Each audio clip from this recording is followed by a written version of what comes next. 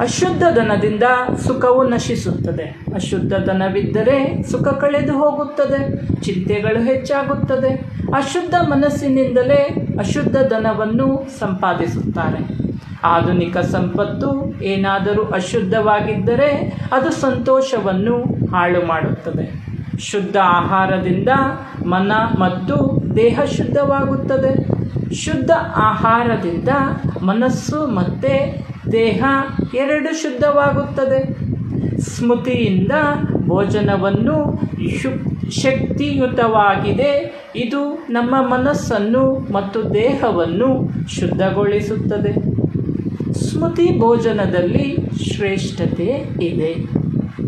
ಬ್ರಹ್ಮ ಭೋಜನದಲ್ಲಿ ಮಹಿಮೆ ಇದೆ. ಸ್ಮೃತಿ ಭೋಜನದಿಂದ ದಾನ ಶುದ್ಧವಾಗುತ್ತದೆ. ಶುದ್ಧ ಬೋಧನೆಗಳು ಮತ್ತು ಶುದ್ಧ ಆಹಾರದಿಂದ ನಮ್ಮ ಜೀವನ ಸುಧಾರಿಸುತ್ತದೆ.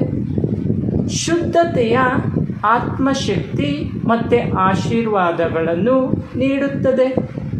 ಸ್ಮೃತಿಯಲ್ಲಿ ಭೋಜನ ತಯಾರಿಸಿ ಸ್ಮೃತಿಯಲ್ಲಿ ತಿನ್ನುವುದು ಔಷಧಿಯಂತೆ ಕೆಲಸ ಮಾಡುತ್ತದೆ ಮತ್ತು ಆಶೀರ್ವಾದಗಳನ್ನು ನೀಡುತ್ತದೆ. ಶುದ್ಧತೆಯ ಮೂಲಕ ನಾಶವಾಗದ ಶಕ್ತಿ ನಮ್ಮ ಜೀವನದಲ್ಲಿ ಸಕಾರಾತ್ಮಕ ಬದಲಾವಣೆಗಳನ್ನು ತರುತ್ತದೆ.